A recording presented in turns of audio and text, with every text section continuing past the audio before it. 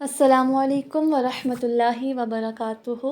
الحمدللہ رب العالمین، اللہ کی توفیق سے آج ہم جس ٹاپک کو کریں گے وہ ہے سیرت رسول اللہ صلی اللہ علیہ وآلہ وسلم، اور اس سلسلے میں ہم جس کتاب کو لے کے چلیں گے وہ ہے تجلیات نبوت۔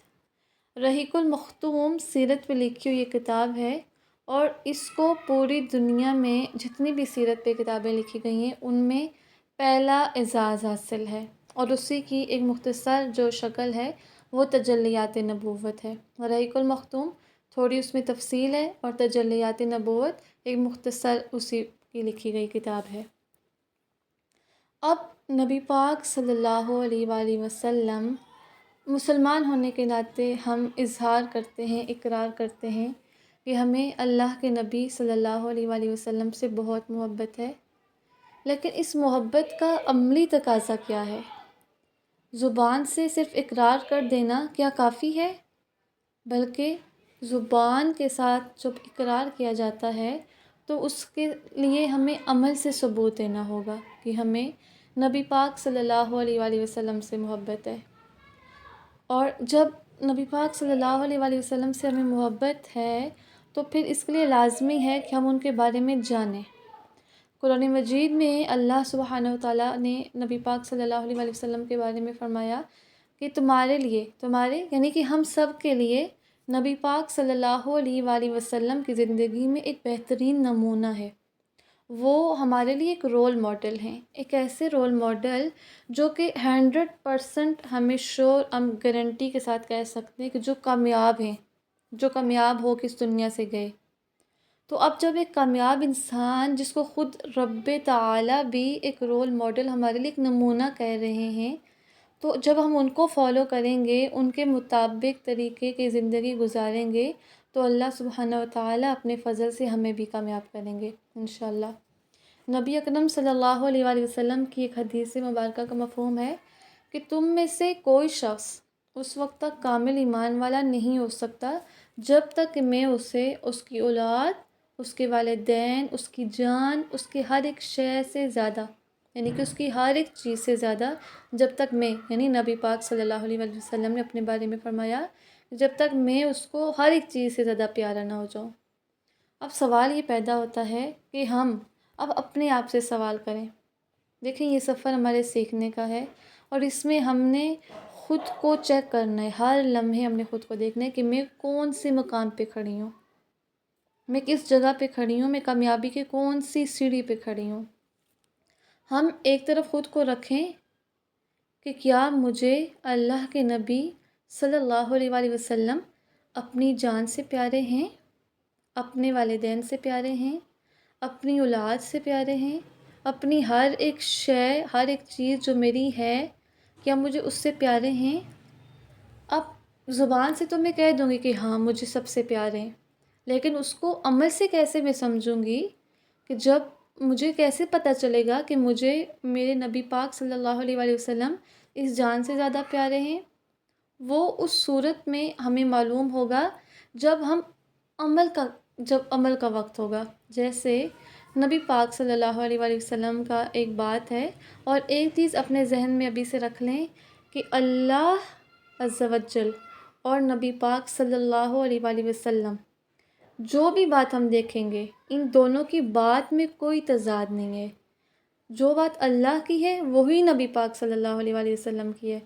نبی پاک صلی اللہ علیہ وآلہ وسلم کے بارے میں قرآن میں آتا ہے کہ وہ اپنی خواہش نفس یعنی کہ اپنی مرضی سے نہیں بولتے، اپنی مرضی سے وہ کوئی حکم نہیں دیتے، بلکہ وہی کہتے ہیں جو ان کی طرف وحی کی جاتی ہے۔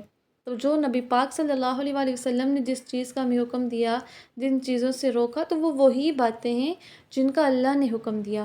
اللہ اور نبی پاک صلی اللہ علیہ وآلہ وسلم کی ذات میں فرق ہے۔ اللہ سبحانہ وتعالیٰ خالق ہیں، نبی پاک صلی اللہ علیہ وآلہ وسلم ان کی مخلوق میں آتے ہیں، لیکن ان دونوں کی بات میں کوئی فرق نہیں ہے۔ ہم یہ نہیں کہہ سکتے کہ جو نبی پاک صلی اللہ علیہ وآلہ وسلم نے بات کی اس کی کم حیثیت ہے اور جو قرآن میں بات ہے اس کی زیادہ حیثیت ہے، نہیں، بلکہ دونوں باتیں وہی ہیں جو اللہ نے اپنے نبی کے ذریعے ہم تک پہنچائی۔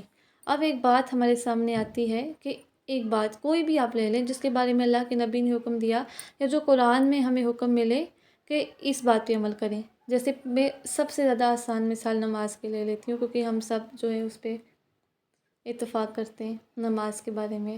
اب نماز کے بارے میں ہمیں کتنی باتیں معلوم ہیں. وہ وقت پہ پڑھنی چاہیے، وہ چھوڑنی نہیں چاہیے، وہ نبی پاک صلی اللہ علیہ وآلہ وسلم کے بتائے ہوئے طریقے کے مطابق پڑھنی چاہیے، جو جو اس کے احکامات ہیں ان کے اکارڈنگ پڑھنی چاہیے.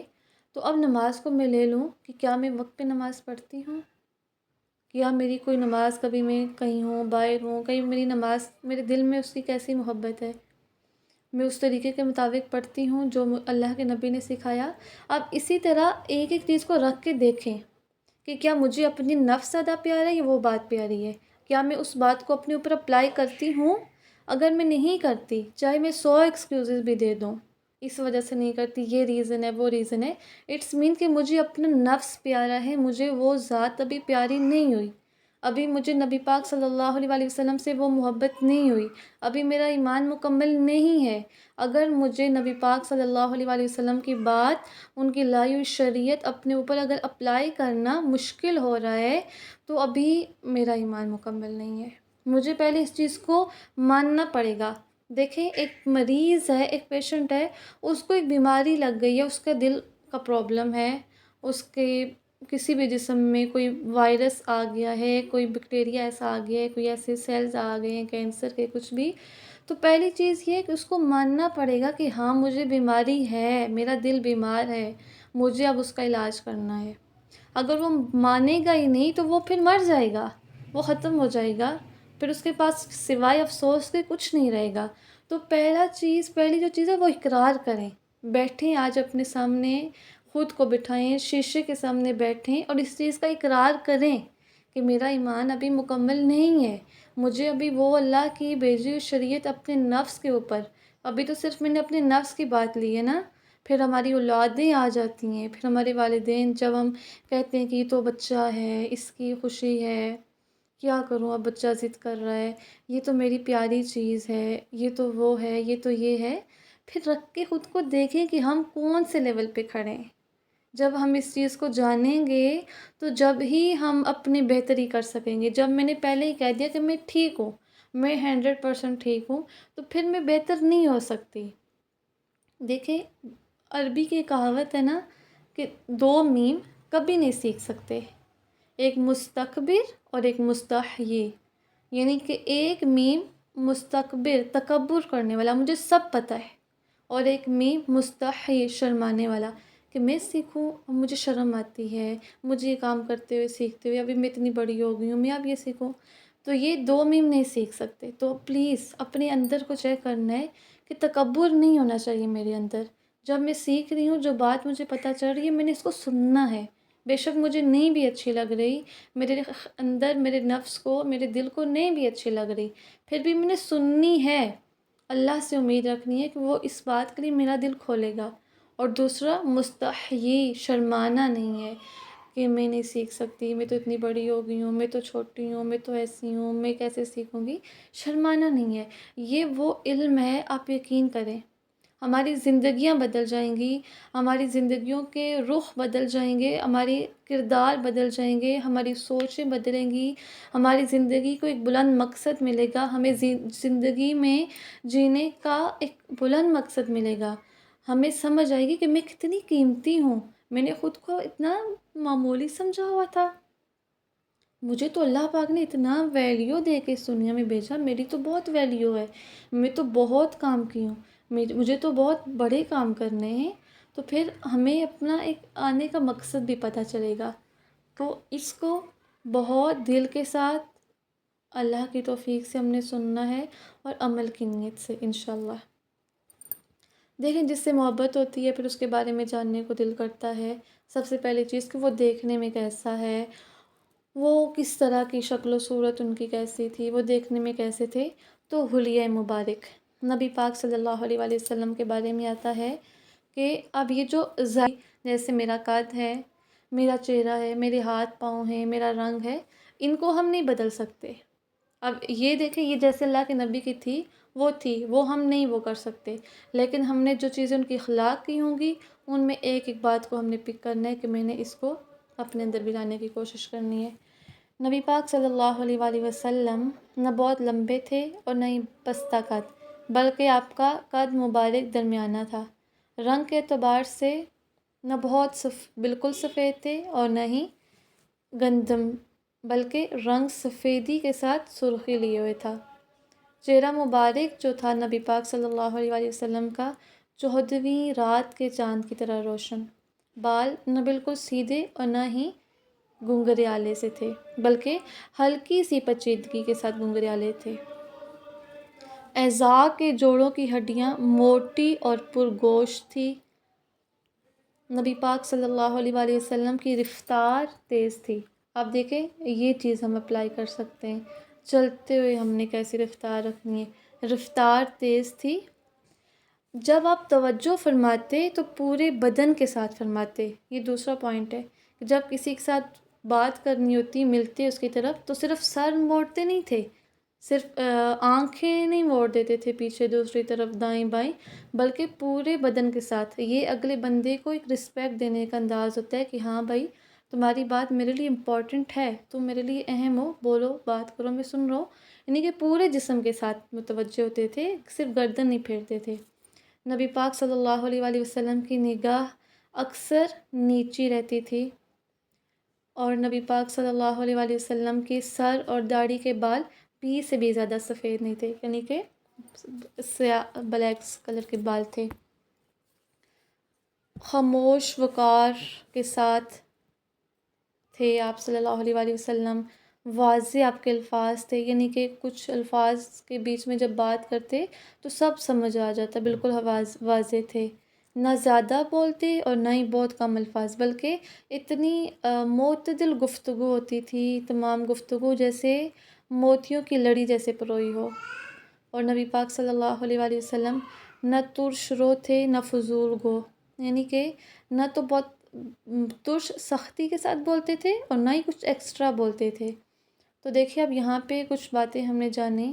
نگاہ آپ صلی اللہ علیہ وآلہ وسلم کی کسی کی طرف یعنی کہ بری طرح سے نفرت کے ساتھ نہیں اٹھتی تھی، بلکہ دوسروں کو جو ہے نرمی کے ساتھ دوسروں کے ساتھ معاملہ کرتے تھے۔ اور آپ کی آنکھیں سیاہ فراخ تھی، بال لمبے تھے، دیکھنے میں بہت خوبصورت نظر آتے تھے۔ دور سے دیکھیں تو ایک یعنی کہ ایک رعب لگتا تھا، لیکن جب پاس سے دیکھیں تو بہت ہی کمال اور نرم اور حسین اس طرح سے محسوس ہوتے تھے۔ جب وہ کچھ کہتے تھے تو لوگ خاموشی سے سنتے تھے، یعنی کہ اتنی خوبصورت طریقے سے بات کرتے تھے۔ تو یہاں پہ جو ہم نے مختصر سا دیکھا ہمارے لیے بہت عمل کی باتیں، یعنی کہ سب سے پہلی چیز تو یہ ہے کہ ایک بندہ مومن کی ظاہری پرسنالٹی بھی بہت معنی رکھتی ہے، یعنی کہ ہمارے چلنے کا انداز۔ اب یہ آپ لوگ اس چیز کو اپنے پاس نوٹ کریں کہ میں کیسے چلتی ہوں، میں کسی کے ساتھ بات کیسے کرتی ہوں، میری بات کرنے کا طریقہ کیسے ہوتا ہے، میری بات میں کہیں میں تانے اور طنز میں چبھے ہوئے لفظ تو نہیں نکالتی، میں کہیں فضول تو نہیں بولتی، میں 2 منٹ کی بات کو 8 منٹ میں ایکسپلین تو نہیں کرتی۔ پھر جب ہم ان چیزوں پہ غور کریں گے تو پھر ایسے ہماری اپنے آپ سے ملاقات ہوگی، ہمیں اپنے آپ کو درست کرنے کا موقع ملے گا، اور پھر جو سچا مومن ہوتا ہے وہ دنیا میں بھی پسندیدہ ہوتا ہے، صاف ستھرا وقار والا۔ تو یہ جو کچھ چیزیں ہیں، باتیں ہم نے اپنے عمل کی دیکھی، تو انشاءاللہ ان پہ عمل کرنا ہے۔ آج تک کے لیے یہی کافی ہے، نیکسٹ پھر ہم اگلی کلاس میں دیکھیں گے انشاءاللہ عز و جل۔ السلام علیکم ورحمۃ اللہ وبرکاتہ۔